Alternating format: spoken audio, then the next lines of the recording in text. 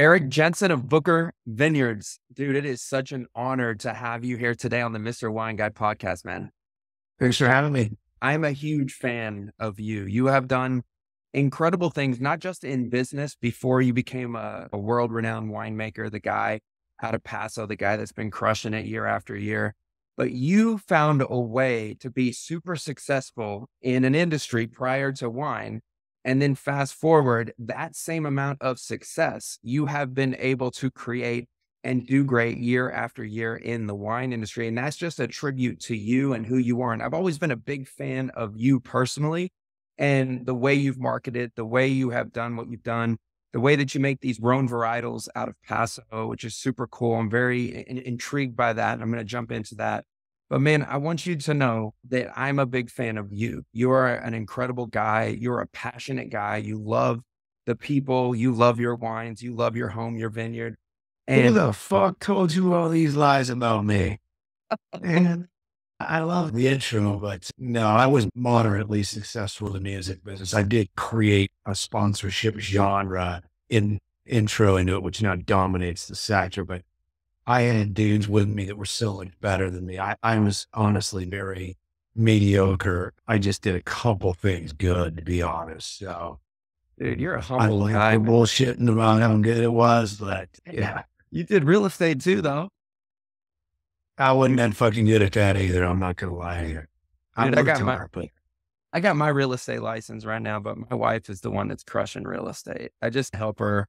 You know, if she needs me to help her, especially if I need to go show a property, she's going to want to split that commission with me. She doesn't want to split it with somebody else. But at the end of the day, she's going to get more of that anyway. I ain't splitting nothing with her. You know that. I didn't do real estate like that, but I tried to be a developer and I failed a lot. I learned a lot of lessons, hard buyers, going all the way back to zero, so below zero shit. Bro.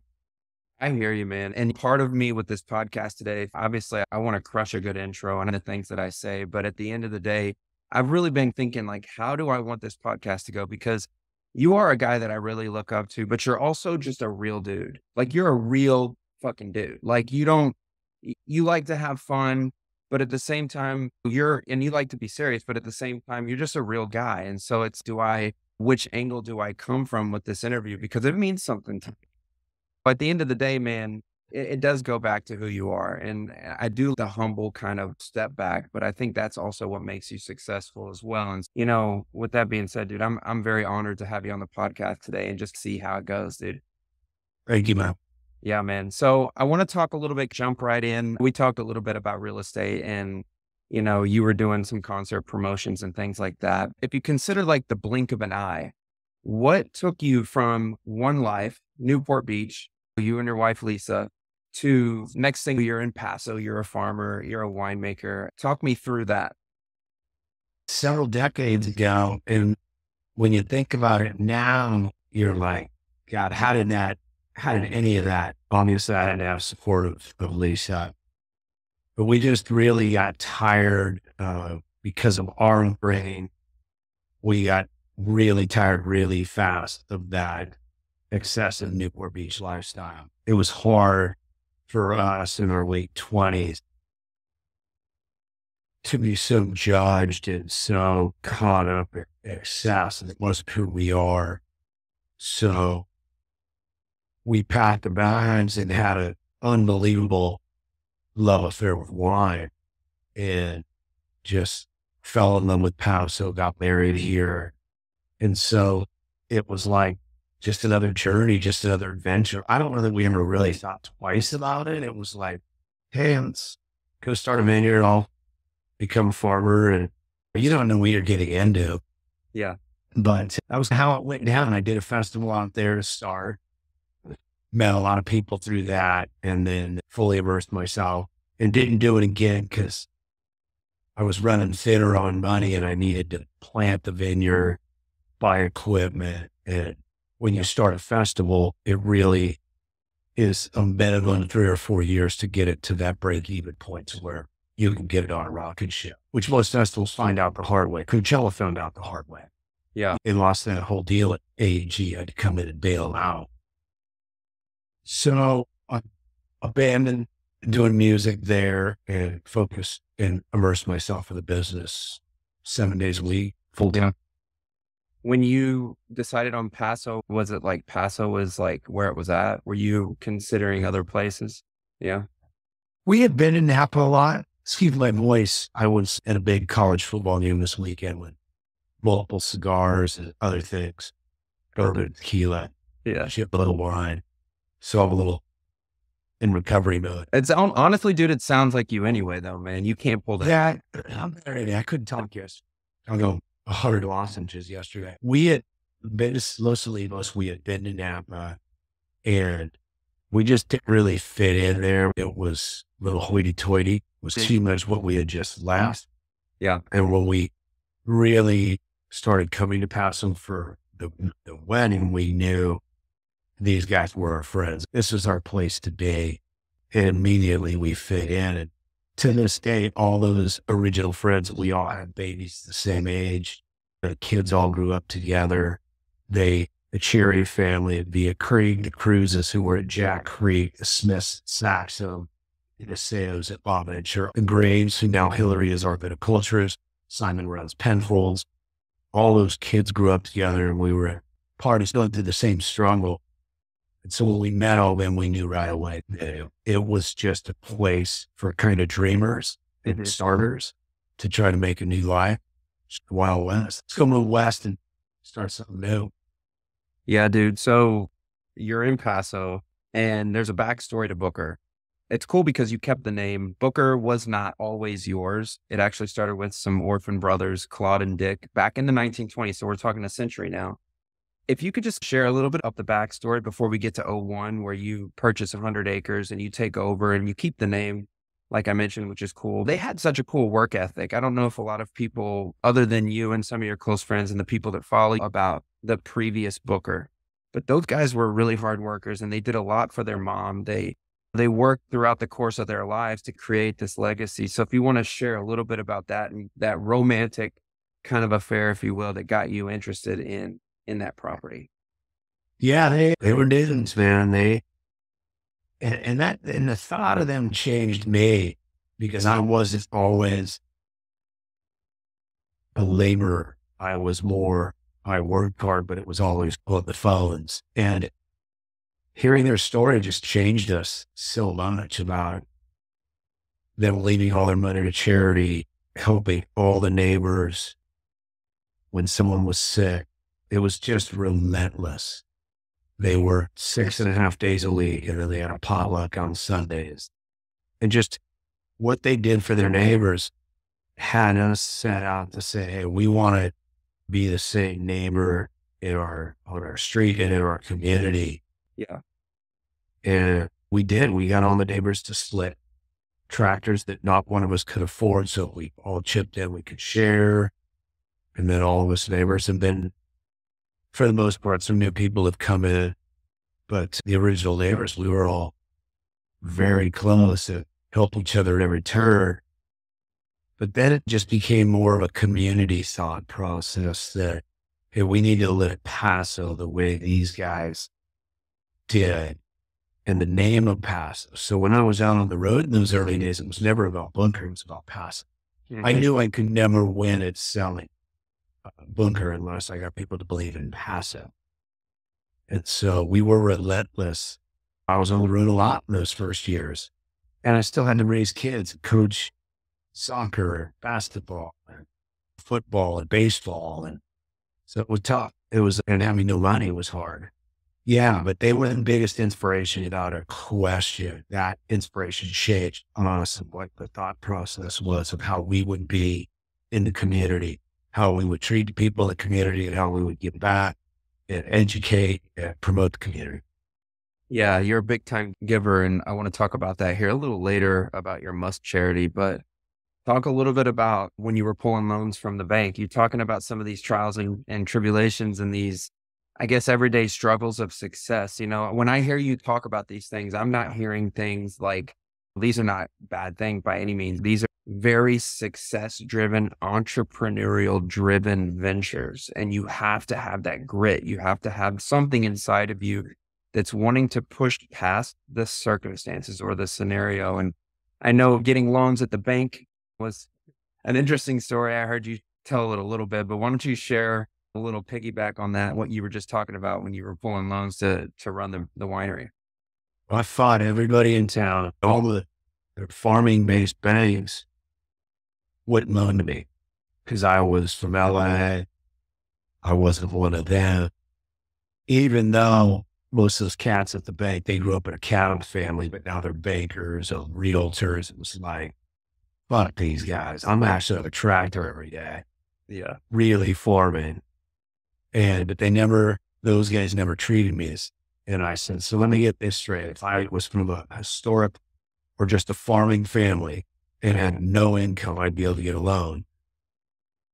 But because I have money in the bank, but not an income yet, I can't borrow against the property. And they said, you're exactly right.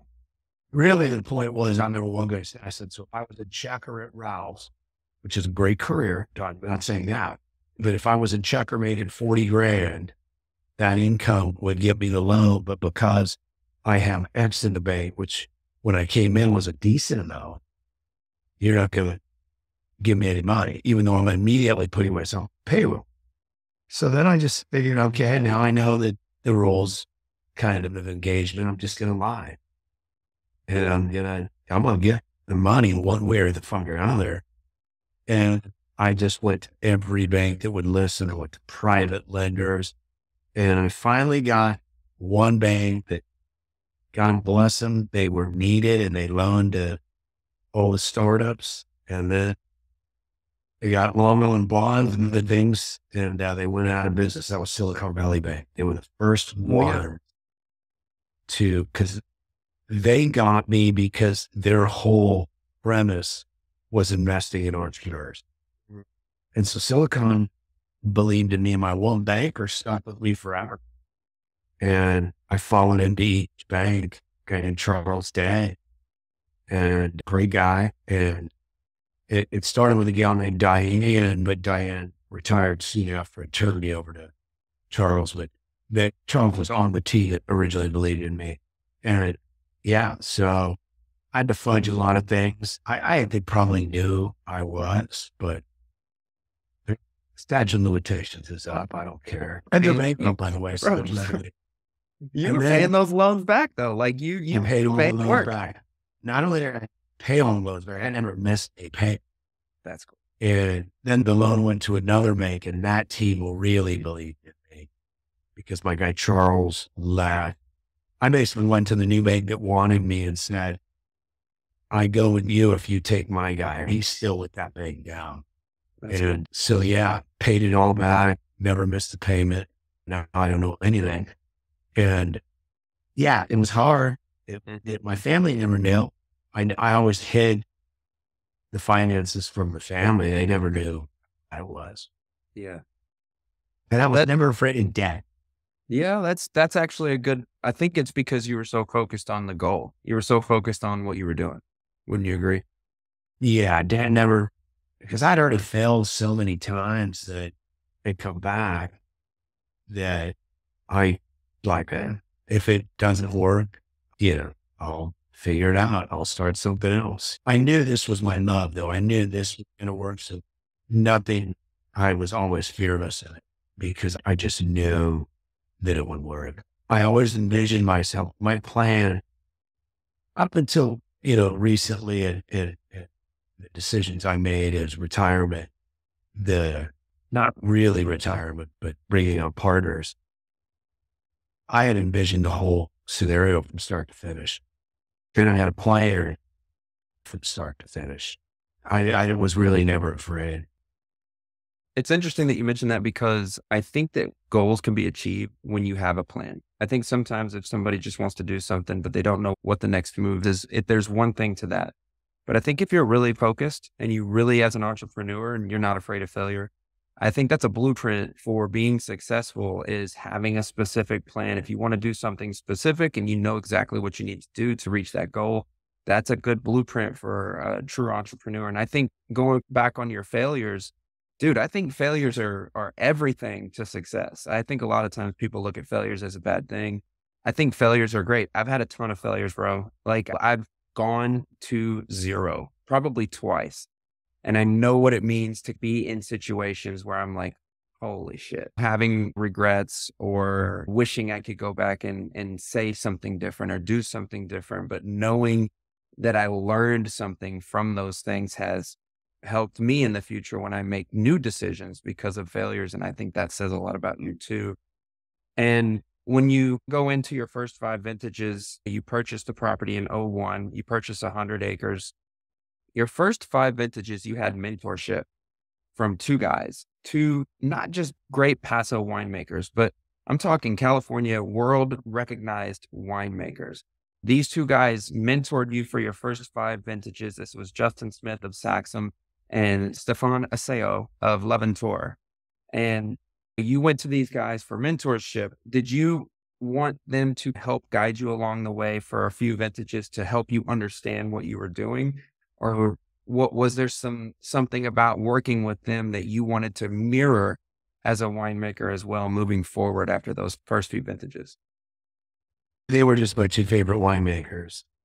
This was before they had achieved any success at all. And it never hit me until just now that I think my business side probably rubbed off on that in a way that we occasionally will talk about jokingly, but they were the greatest mentors. They changed everything, right? Mm-hmm. Because of what they taught me. I went to them to learn and learn at a different level. They both came at it from such a different viewpoint. It's like when I watch the news at night, I always want to watch multiple channels. I try not to watch the news unless it's the local news here in Paso and they talk about rescuing a cat up in a tree. It's just so peaceful here. But when I have to catch up on world events, I gotta watch these talking head pundits that just yap and spin a story. I gotta watch both just to try to get sanity to find what the middle truth is, right? I approached them the same way. They were both different stylistically. I knew that, but I wanted to learn a gut feeling way of Justin Smith and a guy that knew so much intuitively. And then Stephan Asseo, who was so precise and Bordelais trained and great friends with Michelle Valon and Kate Sigmion. And I wanted those two perspectives. And both of them have been unbelievable to this day for me. All of that is found in it was more just in my early winemaking, but then it became more Stephan later until it was a blend of about 50-50 of both. But I wouldn't be here without those two and what they did and what they meant to me. And to this day, it's the same deal. I'll be with them. We all bought trips at the Musteri's auctions. We'll be with both families in Mexico and then in Portugal, but we're still very close. The wives and kids love each other. It's a cool deal, but they both brought something different to the table before they were famous. But they both knew one thing that excited me, and that was for me. They understood vineyards at an extraordinarily high level. So when I first started, I immersed myself in vineyards, not winemaking. And I hired budding up with all the different scientists, soil scientists, and plant physiologist type cats. And within 5 years, what most winemakers fail to do is they say they love walking the vineyard and they think they have a vision of what it's supposed to look like. But scientifically, they don't understand the relationship with canopy leaves, soil uptake, rootstock to soil uptake. And so really they don't visit vineyards a lot. They say, my true heart is in the vineyard. I love hearing that from people that you go out in vineyard with. The great ones can walk a vineyard and they're really good at it. I get a chance to do it with some of the Napa guys. I've done it with a lot of the French guys and obviously my mentors in Paso. But yeah, great guys, changed everything for me. My debt of gratitude is enormous. Did they have something to do with an influence on Rhone varietals for you? Did you walk in and say, what are we making? What are we doing? Or did they No. say, we think you should be doing this? How did that go? Chris Cherry poured me Syrah and Grenache in Via Creek, Hmm. and I fell in love with him. And when I planted Booker, the estate, I knew right away that the soil with high calcareous and siliceous shell was going to do better for Rhone, probably than Bordeaux's, although I tried some Bordeaux's here. They didn't really work out well. T. Bernard did. But this wasn't a Bordeaux-driven site. The Rhones do good in the chalk. The Bordeaux's just really dumb. Hmm. Can't get enough canopy, enough leaves, enough shade. But forget about all that. My prior to coming in was all Cabernet. And when I got here, I tasted Syrah and Grenache and broadened my palate. I knew Italian wines, Hmm. but I wasn't a Rhone guy. And when I finally started drinking Syrahs from Paso and Grenaches, I changed me forever. Immediately, I was like, this is where I'm going. This is where my true heart is. So I was driven by that. And then the site dictated it. So it just all was easy and simple. Yeah, Paso is a very acid-driven region, and the Rhones work perfect in Paso. I think one of the things I love about Paso is just all the acid that you get on the wines. And I want to jump into your wines. Just what was your? It's a funny story you say that. I once had a creed tell me to not be afraid of a low acid wine. Don't be afraid of a 4.0 pH. So for people listening, you really want your pH stabilized between 3.5 and 3.8. Mhm. You'd prefer 3.5, but hard to get most of the regions of the world. Yeah. And a critic once said, don't be afraid of, you get more opulence and blah, blah, blah. And I was like, so now I have critics telling me to fucking make wine. Oh, this is fantastic. But that's laughable. And the critic was extraordinarily smart and high intellect. I'm sure we know him. But I'll never say the name, but I know you won't. what that critic didn't understand was that the soils weren't giving me 4.0. Like I was having to hang out just to get it at 3.5 because we have very high pH soils in the 8s in most cases, a lot of cases. And so your pHs are down to 3.3, 3.4. So very acidic wines, it's across the bear. Most people around the world would be like banging for it. Here we're like, okay, we like acid, but shit, we don't like that kind of acid. Anyways, it was a funny story that I'm being told this. It's right in the background where we're tasting pure white chalk. Like, Yeah. what are you even starting to try to explain to somebody? So anyways, keep going. After nerd shit, no one wants to hear it anyway. No, it's cool. I like nerd shit. It's hard to think that you can't have some nerdy stuff in any of the podcasts I do. So I appreciate sometimes jumping off on a tangent. But I want to talk a little bit about your wines on the Booker portfolio. I know you have Harvey and Harriet. This is a tribute to your parents, and you have My Favorite Neighbor. We'll talk about both of those a little briefly later. I feel like your wines tell a story. They tell a story of Rhone, if you will. And when I think of your wines, there's this parallel between a blend of wines that works great for the palate and also takes you on this storytelling journey of what that wine is going to do for you. Say, if you're at a particular place or if you're with a group of people or you're in a restaurant eating certain foods, that wine is going to parallel and give you a different perspective on how you're going to enjoy your time.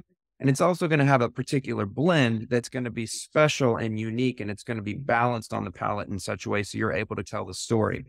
And I want you to talk a little bit about Ripa, talk about the name Ripa and how you came up with that. And Oubliette. Oubliette, to my knowledge, was, I think, number 10 wine in the world for Wine Spectator. You have Fracture, which is your 100% Syrah. This is your flagship. You have Vertigo. Cool story about Vertigo, but talk about the name of Ripa and help me understand if I maybe said that correct, or if you would agree that your wines, they not only tell a story with the balance, but they also tell a story of how a person is going to spend their time while enjoying them. First of all, you're pronouncing it like Kelly Ripa from Good Morning America. It's Ripper. She's a Ripper. Jonathan Smith came up with that when he tasted it the first time. He said, oh man, the Aussies will taste this wine and be like, oh my, this one's a Ripper. And so I said, I like that name. I'm going to keep it. But Ripper's 100% Grenache. The big difference with the wines then and now, I was always taught sight and soul from Stephan and Justin. And then it was reiterated by guys like Matt Dees at Hanada would always talk about it when I would talk to him, and Great Brewer and some of these other guys. And then as I continued on and met the McWilliams brothers and Matt Courtney up at Arista and Matt McSferrin, he also, when you'd hear them talk like, Eric, these wines have soul. And so you always want to make sure you don't just, hey, let's just hang this out, get it super fucking ripe, and then make a ripe wine that tastes like every other wine in a lineup. And that's what my first wines tasted like. Yeah, they were debaucherous. And that's what I drank at the time until I didn't. And I got tired of making these massive extracted wines. And I wanted to move into wines that I could drink and didn't make me drunk. So right now, like, our mission is always a lot of shade cloth and to make Ripper this gorgeous, light, beautiful, because let's face it, Grenache is considered for 50 years before me the Pinot Noir of the road. Pinot Noir is light, right? Yeah, that was, light wine. You can drink DRC or Bernstein or Loire. These wines are massive extracted wine. It's finesse and elegance. To me, Grenache was that way. Now, I don't fault my friends for making their massive Grenaches. It's just not what I switched and chose to do. I got tired of all the wines in the lineup being massive and high booze. And I just changed it. And the beauty of wine when you walk into a wine shop or a list, there's no right or wrong. I had guys as I started making lighter wines say, it's too light. Perfect. Don't fucking buy the wine. But they want everything as massive and extracted as they can get. Yeah. I wanted to try to be different. Double-sided shade cloth. Don't let it hang out past the pinky color, et cetera, et cetera. So we made that seismic shift of saying, we still want extraction. We still want big palate. You taste the fresher. It's still a big wine, right? But we wanted you to taste our sight and the story that went behind each wine and why we did it, how we did it. And Ripper was truly meant to be strawberries and red fruit and elegant. And I lost my way early, then I'm running back. So if you drink it now, most people would say it's their favorite Booker wine because it's still big enough. You can eat it with meat and pork.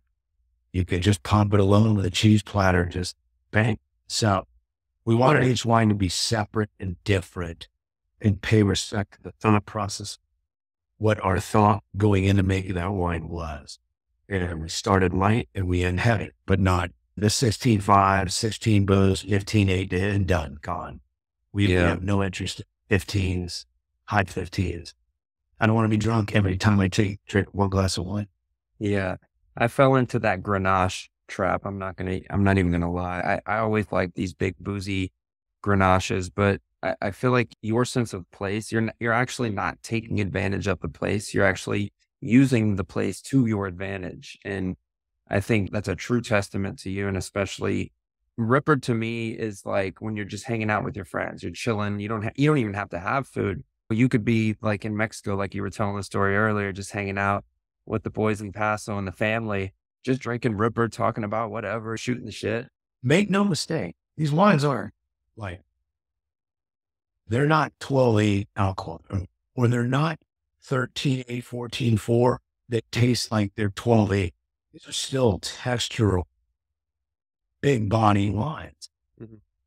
But it took our understanding of science because we are organic and biodynamic and about to get certified regenerative. Like we had to be better at science. And so we enlisted everybody. We worked with David Block on the telephone a lot. Jim Harbertson and the dad would bother him at Washington State. Really, it was Bruce Zollin, who's been everywhere and wrote a lot of the chemistry textbook that really reshaped us in new understanding. And also a lot of the guys at ETS Labs and Wine Extra, you don't need to be at 16 alcohol to make a big wine. You don't need to bleed your wine and take all the beauty out of it, flush it down the drain, or use it for rosé to have texture and beauty. Mhm. You just needed hang time. That's where the shade clock changed everything for us, because it bought us 3 more weeks, allowed us to understand the peak of color, binding to color to tannin, blah, blah, blah, blah, blah, put it to sleep. So when you drink our wines, these wines are still these pretty burly, big wines. Mm-hmm. And you look at the label and you're like, holy shit, they don't need to lie about the alcohol, or they don't need all this booze from the glycerol, from the alcohol, the weight from the alcohol to make big wine. To me, that's the true art of great winemaking, not picking dirty bricks, just making raisins. And I don't have an interest. Dude, I thought it was interesting how you had this love affair with really letting the wines unfold instead of making them super boozy, because you came from that lifestyle of drinking these big, boozy, heavy cabs. And I think that the excitement that you were starting to experience with these Rhone varietals and some of the ways that the place of Paso was allowing you to make these wines was almost putting you in this new world. And you were like super excited. Like, I want to make it different. I want to drink wine, like you said, that aren't going to get me messed up after one glass, 15, 16%. I think you instantly fell in love with this newfound affair for wine. And then that's why you started creating these wines the way that you did, as opposed to these cabs that you used to drink. Well, and my palate drove me that way, because I love it when my friends say, this is wine balanced. And I'm like, fuck, it is. But that now, in fairness to them, they're not picking it up like I am. That goes back to what I said. That's why this sector wants Italian wines. This sector wants these big, massive Napa, heavy, the big of the better. Mm-hmm. And some Paso wines like that. Yeah. There's no right or wrong. That's what you like. It's just what I'm now currently drinking in my life. It's not a bad thing. Like, I had a bunch of the low alcohol guys, and we used to laugh at them, like, in pursuit of balance. Like, it's in pursuit of your fucking balance. Like, I'm in pursuit of opulence. And they wanted to tell everybody that they were wrong. The Corti brothers or whatever in San Jose, they went off on this national campaign. We won't take a wine over 14 alcohol or something like that. That's absurd. Yeah. You're basically telling hot climate Mediterranean people that you're not telling Amarone you can't pour Amarone because of the style that it's made in. There's something for everybody, and mine just happens to be, I'm a little bit about sugar ones. I hate winning Billings. I hate Mega Purple. I hate all the concentrates that these guys are adding in the $30 price range and the $50. Mm-hmm. There's some egregious spenders in the $100 range. I despise it. Mm-hmm. But people drink it. That's what they want. Then so be it. It ain't what I do. It ain't what I'm ever going to like or do. But it is what it is. I'm not. But with higher alcohol, I have a lot of friends. That's what they like. And there's a lot of critics that just like those wines more. Yeah. I'm sensitive now, later in life, to anything with excessive booze. So it doesn't work for me. Dude, I like how you have debunked a few things today. I love hearing your perception on things, and you tell it like it is, man. And I think a lot of people are really thinking the things that you're saying, but you're the one that's willing to say it, and you're the one that's willing to put it out there. And we need more of that. We need more guys like you that are just telling it like it is. And I agree with you. Your perspective on some of these stories that you have told are spot on. And when I'm thinking about how you make your wines, you've been doing this for over 20 years now. And after a certain amount of time, you start to have an idea of what to expect.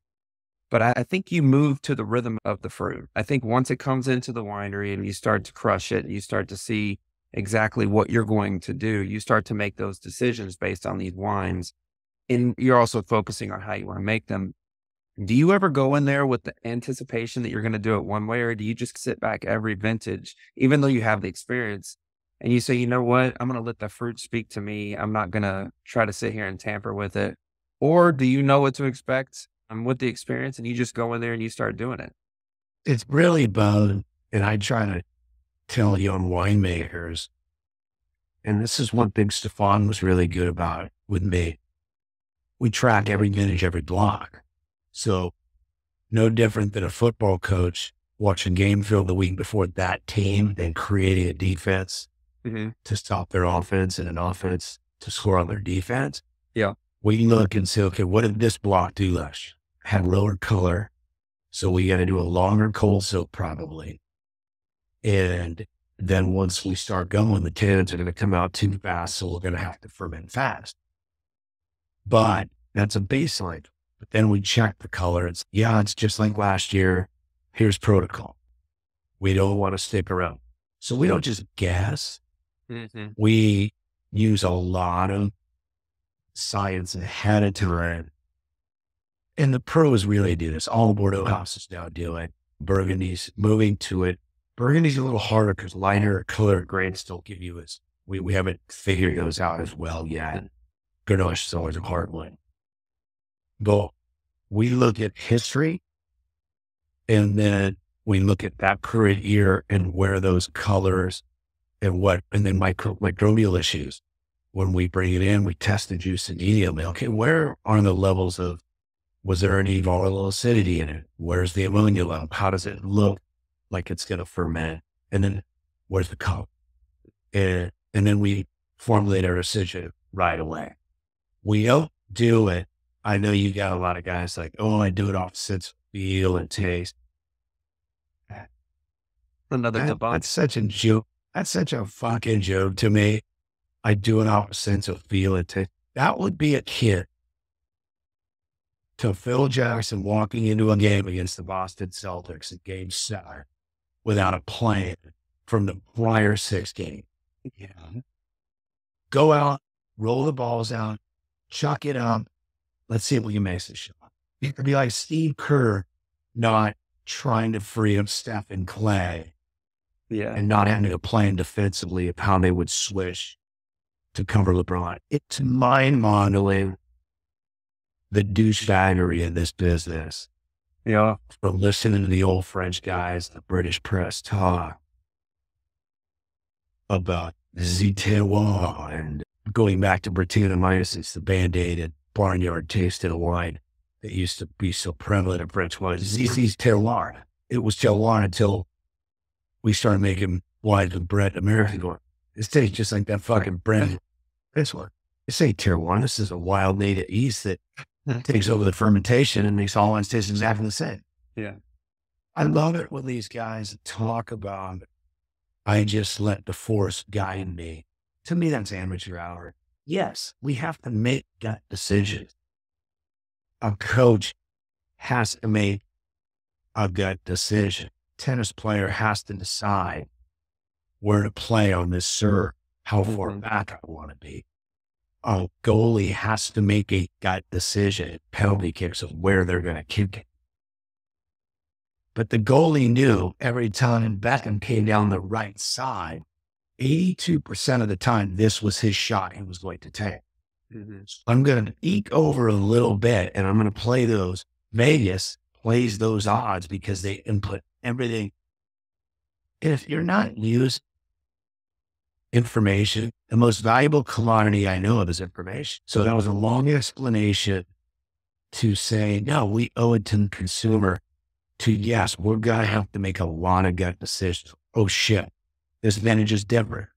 We have to hang longer. We're going to have to cold soak longer. We're going to have to ferment faster. We're going to use more stems, less stems. But come on, man, quit being douchebags thinking you're curing cancer. You're a winemaker. It's no different than a machine shop worker. It's no different than a dude out there that's in a turd. You use information. You use what you know. We weren't born in this profession. We became trained by drinking a lot of wine, by paying attention. But I love it when people think winemakers were born into this was what they were born into. Yeah. Let me answer your question though. Speaking in terms of this vintage, this is a different vintage, man. I don't know if you've personally ever experienced this vintage as it relates to all the uncertainties. How are you approaching this one? Are you approaching it like you're a brand new winemaker, what are people doing in terms, or are you just taking it step by step like you did when you started? Patience and continue to look at the 10-day. I'm looking at the 10-day on no rain, no frost, moderate temps. Be patient, let it hang. Yeah. We're low alcohol. Once the acids come around and get where we want, start picking. But right now we're getting past those 45 days since we're Asian that we really want to hit for physiological ripeness. And that's a moving target. Yeah. And how many degree growing days we really need to hit physiological ripeness. But right now, all bets are off. Like, God bless this vintage. So just don't screw it up. Breathe. Guys are panicking. Don't panic. Line up picks, because the 10 days perfect. Now, you all of a sudden see frost in the picture, then it's not perfect. So we're blessed in this vintage. We're going to be able to make lower alcohol wines with absolutely perfect microbial stability when it comes to pH, TA, and have perfect acids. To me, this has the potential to be the greatest vintage ever. Dude, I 100% agree with you. The colors are off the chart. We're peaking. We're rarely you get to peak in colors. Last year, everything had smoke, right? 18 days of the worst heats we've ever seen. You had gun gear in it. Last year was a winemaker's. You had to be a great winemaker to make great wines last year. Yeah. You didn't get to be patient. 110 plus temperature in the state of California, all bets were off, right? That was a hard vintage. 20, hard vintage. You had to be good. You had to be nimble. You had to flush a lot of shit down the toilet. This year, if you screw it up, you should get out of the business and find a new profession. Because all this year requires is patience. And you hope that you took care of the vineyard and you have enough staying power with leaves, staying green and staying on the vine to get ripe the sugars. So you're not making 12% alcohol wines that are going to be nasty. Yeah. Hold the line is what I think of when I think of this vintage, or keep the poker face. Keep the poker face straight. You got the hand. You're going to win. You're going to win the hand.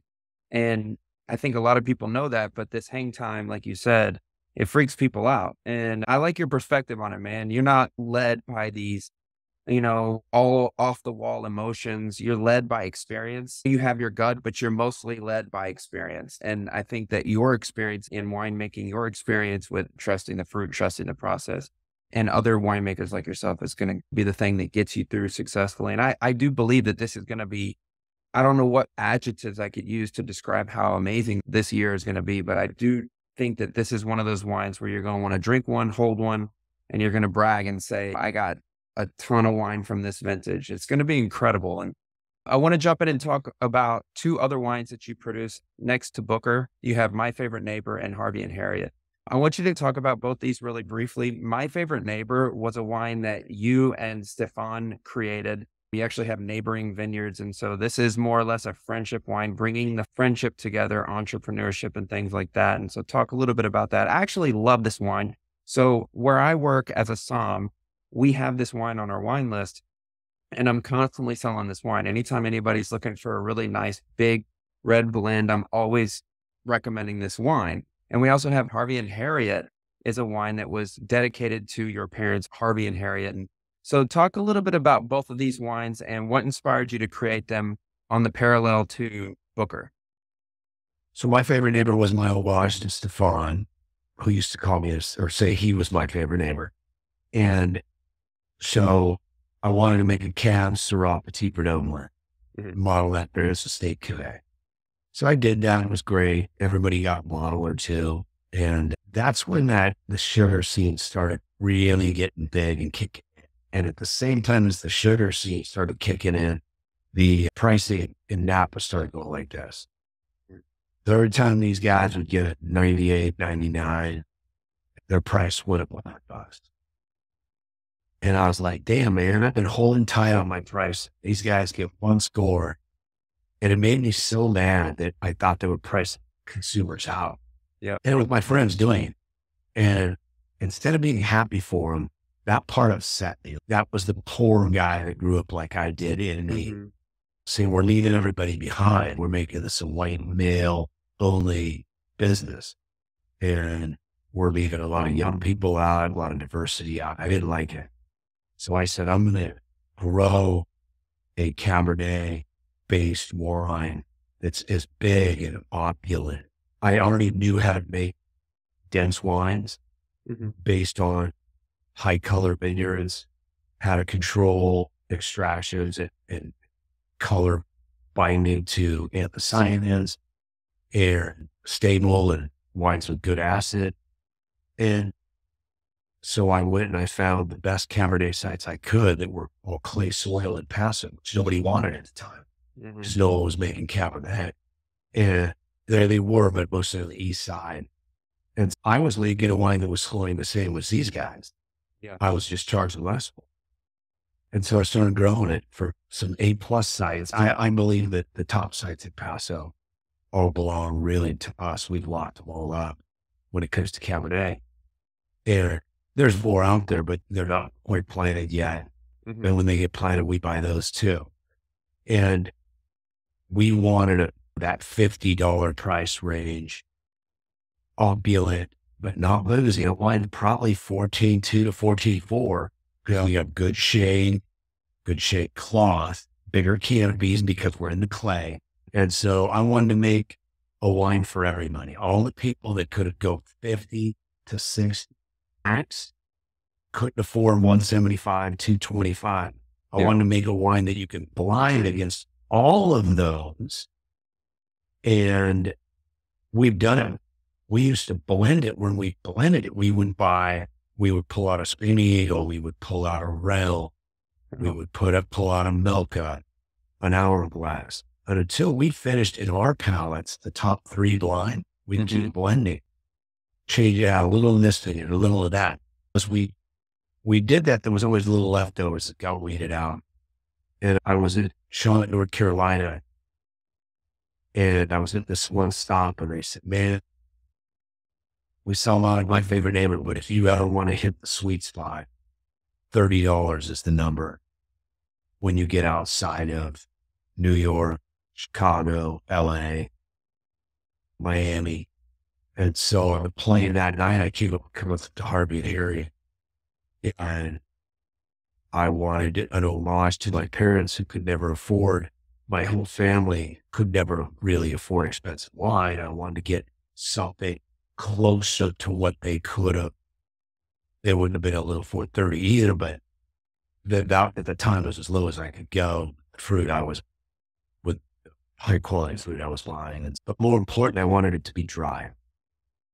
I was not going to chase. Now, could I have made a lot of money by adding sugar? Could I have competed with the 2 or 3 competitors? Yeah. Is my story better? I think so. Because it's legit. Yeah. But that legitimacy drove me to say, I need this wine. As long as my name's on it, it has to stay in the contract, organically farmed, and it has to stay dry. And so that was the aura of it, is we care about what goes in our lives. We care about what goes in our consumer's body. And we make dry wines. We don't make purple wines, sugar wines, a lot of them. So there's a place for that. It just wasn't a place with us for that. So you know what you want? You're at the wrong stop. Dude, you know what? You mentioned something I wanted to ask you about. In April of 2021, you were certified organic, but you've always practiced in a biodynamic way, 0 pesticides, 0 chemicals.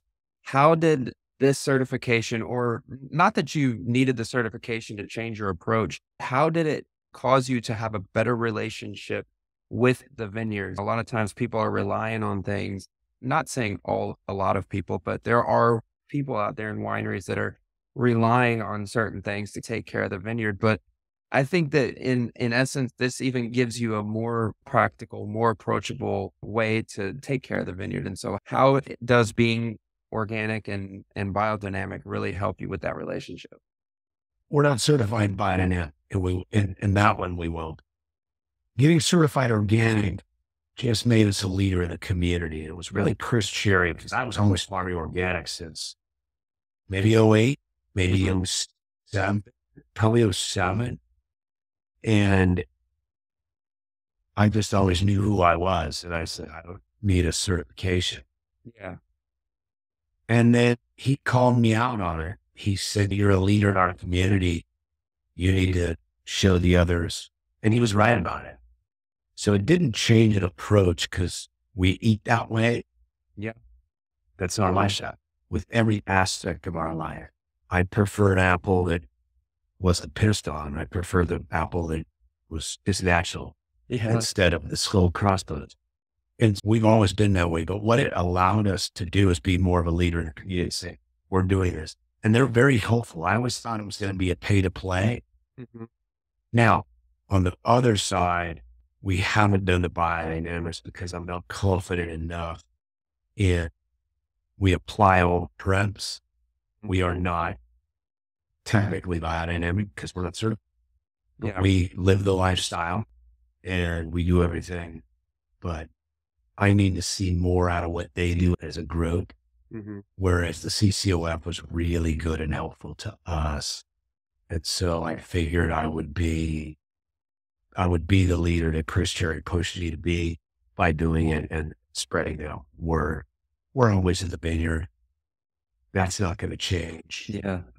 We were always in the way we use animals. So Yeah.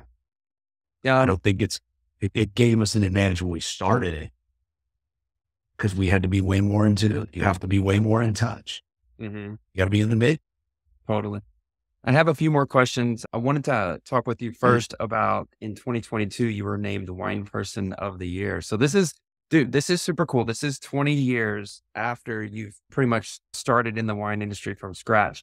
And this is an honor that your mentors had. So we're talking about Justin and Stephan.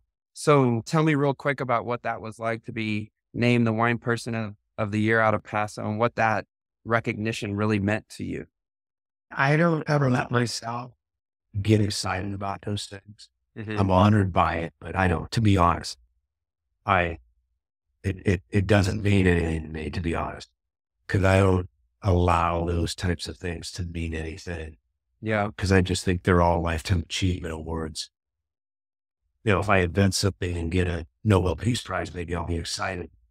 If I can bring peace to the Middle East and they give me the award, I'll take it. But I don't know. I thought it was more of a lifetime achievement. I know what I'm trying to do for my community. But I think there's probably 50 other people in the community that I don't know what they do, but they're probably doing the same or more. Yeah. And so I don't look at those things, to be honest. It doesn't get me high or low if I get it or if I don't. The same with scores. I don't give a fuck. I understand that I game works. The more alcohol in my wine, the bigger my wine, the higher that wine scores. In some publications, take out ads, you guarantee certain scores. I never got, you walk in the tasting room, there's never been a score posted. You know, there's never been an accolade session because it's one person's opinion. I really care about the opinion of 10,000 that drink my wine. Pay my bills. That's much more important. So we don't post on sites. We don't follow critics. We don't respond. We don't even talk about it at the winery. Yeah. Like it's awards and all that they try to get us excited, the office team and me, Pete and Kyle, and we never let it enter our site because they just jade you. Yeah. And listen, we're just trying. We had some shit stink in secondary fermentation last year. You think I give a fuck about a score when I'm trying to get a wine dry? I'm like, God, if they only knew I got 2 tanks stock. I got to deal with real world issues and pricing and is my wine going to sell? Do people believe in who we are? How do we convince them that our intentions are what they are, what we're trying to accomplish? That's what we're trying to sell. We're trying to sell a story of Vertigo being different than Fracture and Olay being different than Ripper. Totally. Why you should try these wines. Believe in us that we're never going to put anything in your wine and we wouldn't put it in ours, and that we are real wine geeks. that love wines from around the world, and we're students of the game. That's what we care about. I want to jump in real quick and talk about Constellation. Constellation did a full acquisition with Booker, my favorite neighbor, Harvey and Harriet, back in 2021. They had a partial acquisition, if I remember correctly, before that.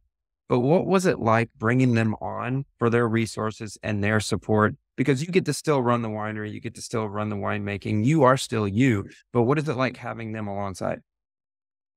They've been a great partner. I remember I walked into a wine shop, because I still work, Mark. When I'm done here, I'm heading right back down. Cresttown, I'm going to run through every tank and meet with Kyle for probably 15 minutes, get his feedback. But I gave him a lot of autonomy, all autonomy, and I gave Pete the same. So make no mistake, I really turned over to my long-term team the day-to-day duties. So I'm not the winemaker. Pete Tyrone became the winemaker, and now Kyle Jury has become the winemaker. We've been together as a team for a long time. Yesterday, we met for probably an hour. Today, we'll probably cut that down to 20 minutes and look, okay, where are the vineyards? Do I need to get out and taste at a vineyard, or can I just go to takes today? Constellation Salon, they just needed a feather in their cap. CEO is a wine freak, and it's a beer company. Let's face it, they got the two top beers in America, arguably, with Modelo and Corona. So that's where it runs. But the board and everybody else loved wine so much that they wanted to get into the high-end wine, thus Tokawan Vineyard, thus Schrader, thus spending unbelievable amounts to redo Madani and get a new generation back involved. Created Tokawan with Andy Erson, one of the legends of Tampa, and now Tony Bianchi. Yeah. Last. So they leave us all alone, and they provide us distribution, the ability to grow. And they give me analytics, which is important. I went into this wine shop in Boston, and dude wouldn't even, he's like, I don't even want to meet him, but okay, I'll meet him. And he walks in the first cigar. What the fuck? Why wouldn't we even be talking? So, all right. So, if in 2 years you decide to retire and sell your shop, and all the employees retain their job and get higher pay, better benefits, a better life, you're selling because you want to retire because you work your whole life. And he stopped and he goes, okay, I never thought of it that way. I'm like, my kids didn't want to take over. I wasn't going to stay struggling my whole life. Not after working 7 days a week for every day of my life. Because even on vacation, you still work. Yeah. By the way, most of our vacations were in a trailer with the snaps, parked in a frickin' campsite somewhere, pretending we were rich, floating down river with the kids didn't know any better. We lived in triple wide. Or modular homes. So I don't apologize for what I did. And then when I explained the fact that it's almost say Pete and Kyle are still on site every day. We still make every decision. And what the relationship has been, we're the crown jewel, right? Sam Gleitzer, who runs the operations for the company, is from Gleitzer Family Wines. We've all had Gleitzer, right? Alvin Rod. Yeah. The greatest wines in the world out of Australia. Absolutely. He's the guy that says, you don't mess with Booker. Bill Newland's CEO, who texted me during the Notre Dame USC game. Hey, there's a guy in the section over from you that's a massive Booker fan. And he wants to come say hi. Like Bill texts me once a week with a picture of Fracture. And so, yeah, they don't want to screw it up. They have no interest in that. They provided a great runway for us. But really, it's us making it, running marketing decisions. And yeah, we want to grow our neighborhood, my favorite neighbor, but I was growing it before. Yeah. And we grow them sustainably. You talk about most charities, when they came in, they put more money in than anybody in this community. And that includes Gallo. That includes Stuart Resin, one of the richest men in the United States. That includes Jay Moore, all of them. Cost put more money into the city in Paso than anybody. And so, yeah, it's been a good relationship, but I get offended by the whole kind of laughable, theme that it takes. Whatever. And by the way, I still live here. I still own my acreage. Dude, you alluded to Must Charity, and as we're closing up, that was going to be one of my last questions. I wanted to talk a little bit about Must Charity. You're one of the founders of that, and also the annual Purpose event. This is a auction event. There's wine and food, and you come together. I think in your second year, you raised up to $2.5 million, and that was pretty much double from the first year at 1.3. So that was like a skyrocket. But going back to the original part of the podcast, I think you were talking about giving back and charities, and we talked a little bit about Must. But then fast forward to now, what does it mean to be one of the original founders of Must Charity and also to throw this Purpose event every single year and give back? It means more than scores and more than person of the year and more than anything like that. Because the charity is so unbelievable. We changed and saved lives. 2 things. That's it. 100% of the money raised goes directly to farm workers' children for scholarships to break a cycle of hopelessness, abused women, dental work for people that are basically missing teeth and that form in our community. Any issue in our community, cancer survivors, any person in our community that has an issue, we look at everybody. So boys and girls, we basically built them a new facility. They weren't in this ratchet, falling apart. That was very hard to monitor the kids, the in, the out. Yeah. And now every child has a place to go after. That's amazing. Check in safely, check out safely, doing their homework, have tutors. So it's things like that, dealing with homelessness, one of our scholarship and having a mentor for the grade school, high school kids to then give them a path to go to college, to be an engineer, to own a vineyard, to own a winery. So we have really, and by the way, my 2 mentors, Justin and Stephan, farm and work. And it's unbelievable. And most of the money comes from those people, from the Hawks Hills, the Saxums, the Lawventurers. We're one Ricardo for real, who's now in Napa with Rise, has brought so many people watching the young kids from Tom get involved. It's a core of wineries bringing these people in.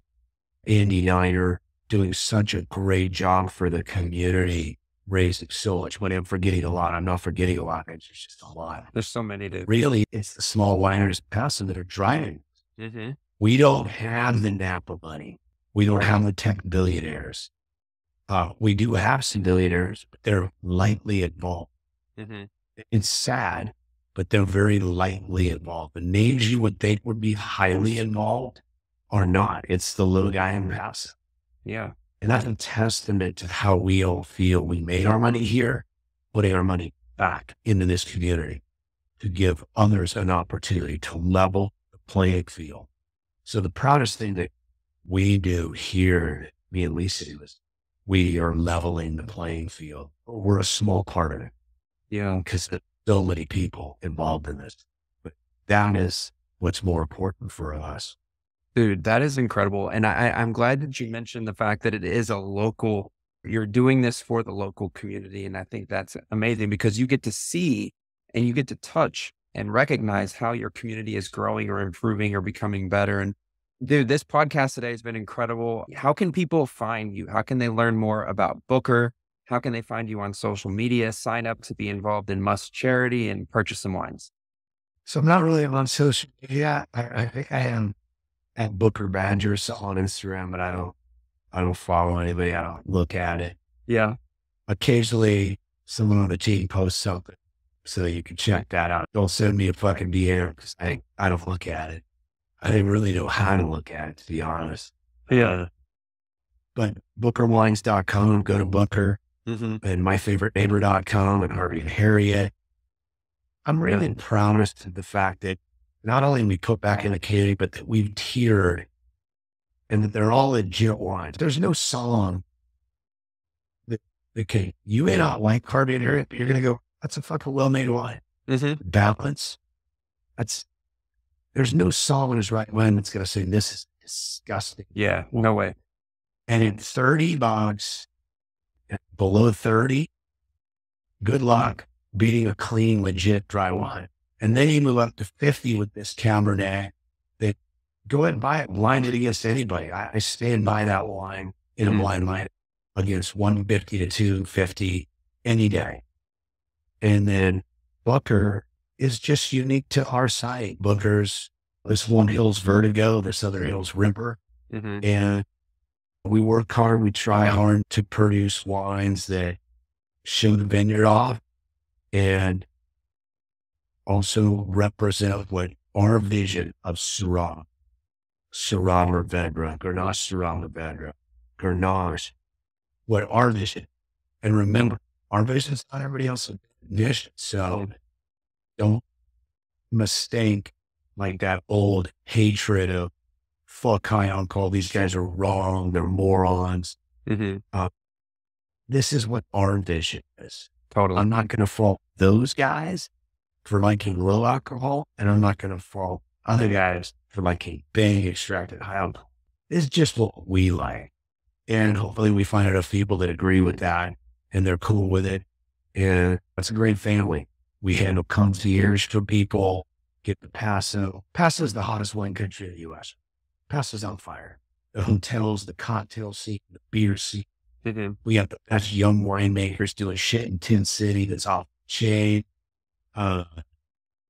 So when you become a member of the family, we have a concierge for you, what hotel you it's a price point. Okay, here's good spots. They have one of the beautiful wineries in the world, period. It's designed by a Mexico City board, Napa, St. Helena architect Juan Carlos Menendez. Startling. Best I've ever worked with. And then, of course, my wife has the magic touch when it comes to design. So, well, that's it. Dude, I'm going to link all that in the show notes. So even if you didn't even say anything, it's going to be linked. People are listening. All they got to do is click the link and it'll take them to social media, Instagram, websites, you name it, they can get involved.